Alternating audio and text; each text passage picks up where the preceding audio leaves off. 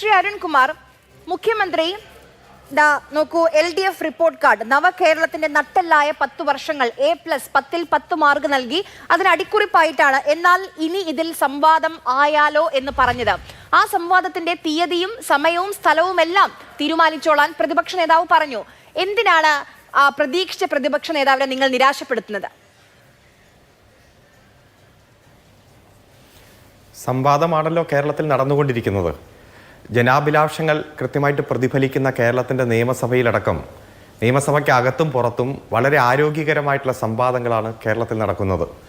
ആ നിയമസഭാ സമ്മേളനത്തിൽ നിന്ന് ഒടിച്ചോളി അടിയന്തര പ്രമേയം പോലും അവതരിപ്പിക്കുമ്പോൾ അതിൻ്റെ ചർച്ചയിൽ നിന്ന് വരെ രക്ഷപ്പെട്ട് ഓടുന്നത് നമ്മൾ കാണുകയുണ്ടായി.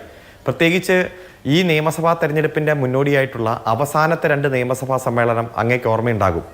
ആ ഒറ്റ ദിവസം പോലും നിയമസഭ പ്രവർത്തിക്കാൻ അനുവദിച്ചില്ല. ഈ ഗവൺമെൻറ്റുമായി ബന്ധപ്പെട്ട ഒരു കാര്യത്തിനല്ല നിയമസഭ സ്തംഭിപ്പിച്ചത്, ഹൈക്കോടതി പറഞ്ഞ അന്വേഷണവുമായി ബന്ധപ്പെട്ടുകൊണ്ട് തന്നെയാണ്. അപ്പോൾ ആരോഗ്യകരമായിട്ടുള്ള സംവാദം ഈ തെരഞ്ഞെടുപ്പുമായി ബന്ധപ്പെട്ടുകൊണ്ട് ഞങ്ങൾ ഏറ്റവും ശക്തമായിട്ട് ഉയർത്തുകയാണ്. ഒരിക്കലും ഒരു പൊതുവേദിയിൽ നിന്ന് അല്ലെങ്കിൽ ഏതെങ്കിലും ഒരു തെരുവീതികളിൽ നിന്നോ അല്ലെങ്കിൽ ഒരു ഓപ്പൺ സംവാദം എന്ന രൂപത്തിലല്ല മുഖ്യമന്ത്രിയും പ്രതിപക്ഷ നേതാവും സംവാദത്തിൽ ഏർപ്പെടേണ്ടത്. അത് കൃത്യമായിട്ട് നിയമസഭയ്ക്കകത്ത് തന്നെയാണ്, പുറത്തുമാകാം. അതിപ്പോൾ നവമാധ്യമങ്ങൾ ഉപയോഗിച്ചുകൊണ്ട് തന്നെ ഉള്ള സംവാദങ്ങൾ കുറച്ച് നാളായിട്ട് നടക്കുന്നുണ്ട്. അപ്പോൾ മുഖ്യമന്ത്രി പറയാത്തൊരു കാര്യം പറഞ്ഞു, വേദി കുറിച്ചോ എന്ന് പറഞ്ഞ് നമുക്കറിയാം, അടുത്ത കാലത്ത് നുണ മാത്രം പറഞ്ഞുകൊണ്ടിരിക്കുന്ന ശ്രീ VD സതീശൻ അത് ആവർത്തിക്കുകയാണ്. അദ്ദേഹം ഏതായാലും രാഷ്ട്രീയ വനവാസം എന്ന് കഴിഞ്ഞ മാസം പ്രഖ്യാപിച്ചു. ഇന്ന് പറഞ്ഞു UDF അധികാരത്തിൽ വന്നില്ലെങ്കിൽ പൊതുപ്രവർത്തനം നിർത്തും. മാധ്യമങ്ങളോട് സംസാരിക്കാത്ത വ്യക്തിയാണ് എന്നൊരു അഭിപ്രായം വ്യക്തിപരമായി എനിക്കില്ല. ഇപ്പോൾ സംസ്ഥാന പര്യടനം അദ്ദേഹം തുടങ്ങി. എല്ലാ ദിവസവും 40 മിനിറ്റിനടുത്ത് അദ്ദേഹം സംസാരിക്കുന്നുണ്ട്, മാധ്യമങ്ങളോട് മാത്രം ചോദ്യങ്ങൾക്ക് മറുപടി നൽകുന്നുണ്ട്. അതിനു മുൻപ് തെരഞ്ഞെടുപ്പ് പ്രചാരണത്തിന്റെ ഭാഗമായി കേരളത്തിലെ എല്ലാ ദൃശ്യമാധ്യമങ്ങൾക്കും YouTube ചാനലുകൾക്കും ഒക്കെ അദ്ദേഹത്തിനോട് ചോദ്യങ്ങൾ ചോദിക്കാനുള്ള അവസരമുണ്ടായി. അദ്ദേഹം എല്ലാ ചോദ്യങ്ങൾക്കും മറുപടി നൽകി. ഇവിടെ ഇപ്പൊ നിങ്ങൾ തന്നെ സതീശനെ, പ്രതിപക്ഷ നേതാവിനെ നുണയൻ എന്നൊക്കെയാണ് അവതരിപ്പിക്കുന്നത്. ആ നുണകളെല്ലാം പൊളിച്ചു കാട്ടാനുള്ള ഒരു അവസരമല്ലേ സതീശൻ നിങ്ങളുടെ കയ്യിലേക്ക് വെച്ച് തരുന്നത്? അത് മുഖ്യമന്ത്രിക്ക് നേരിട്ട് ചെന്ന് പൊളിച്ചടക്കിക്കൂടെ? അല്ല, ഞാൻ പറഞ്ഞല്ലോ, ഈ മുഖ്യമന്ത്രി തന്നെ പ്രതിപക്ഷ നേതാവിൻ്റെ നുണകൾ ഓരോന്നായി പൊളിച്ചടക്കിയല്ലോ കേരളത്തിൻ്റെ നിയമസഭയിൽ. അതുപോലെ തന്നെ പത്രസമ്മേളനങ്ങളിലും മറ്റു സംവാദങ്ങളിലും പ്രസംഗങ്ങളിലുമെല്ലാം ഈ പ്രതിപക്ഷ നേതാവ് കേരളത്തിൽ നുണകൾ മാത്രം പറയുന്ന ഒരു വ്യക്തിയാണെന്ന് തെളിയിച്ചിരിക്കുകയാണ്.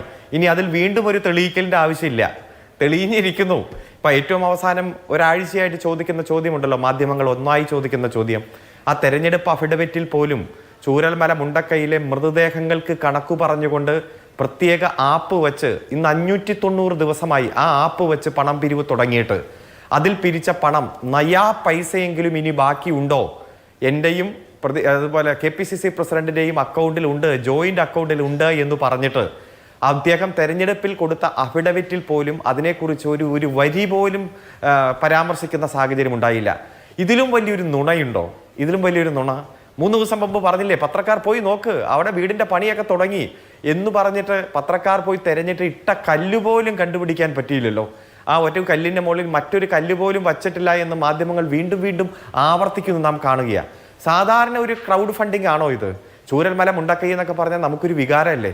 നമ്മുടെ ഏറ്റവും ഇന്ത്യ കണ്ട പ്രകൃതി ദുരന്തങ്ങളിൽ വെച്ച് ഏറ്റവും വലുതിൽ 3ാമത്തേതാ. അത്തരത്തിലുള്ളൊരു ദുരന്തത്തിൻ്റെ പേരിൽ ഇങ്ങനെ പണം പിരിക്കാമോ കോൺഗ്രസ്? പിരിക്കാം, പക്ഷെ മുക്കാം, പക്ഷെ ഇങ്ങനെ മുക്കാവോ? ആ നയാ പൈസ പോലും അക്കൗണ്ടിൽ ഇല്ലാത്ത തരത്തിൽ മുക്കാവോ? അപ്പോൾ കേരളത്തിൻ്റെ പ്രതിപക്ഷ നേതാവ് ഇനി നുണയനാണെന്നോ, അദ്ദേഹം ഉന്നയിക്കുന്ന ഒരു കാര്യത്തിലും ഒരു മെറിറ്റുമില്ല എന്നോ ഞങ്ങൾക്ക് തെളിയിക്കേണ്ട കാര്യമില്ല. കാരണം ഓൾറെഡി അത് തെളിഞ്ഞിരിക്കുകയാണ്. ഈ തെരഞ്ഞെടുപ്പുമായി ബന്ധപ്പെട്ടുകൊണ്ട് നിരവധി രാഷ്ട്രീയ വിഷയങ്ങളാണ് ഞങ്ങൾ ജനങ്ങൾക്ക് മുന്നിൽ വച്ചിരിക്കുന്നത്. ഏതെങ്കിലും തരത്തിൽ കഴിഞ്ഞ 10 വർഷത്തെ ഒരു ഭരണ വൈകല്യം ചൂണ്ടിക്കാണിക്കാൻ പ്രതിപക്ഷത്തിന് കഴിഞ്ഞിട്ടില്ല.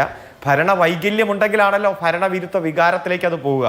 അപ്പം അതുകൊണ്ട് ഞങ്ങളുടെ ജനക്ഷേമ പദ്ധതികളായാലും അടിസ്ഥാന രംഗത്തെ വികസന പദ്ധതികളായാലും വൻകിട വികസന പദ്ധതികളായാലും അത് ജനം കൂടുതൽ അംഗീകരിച്ചു കൊണ്ടിരിക്കുന്നു.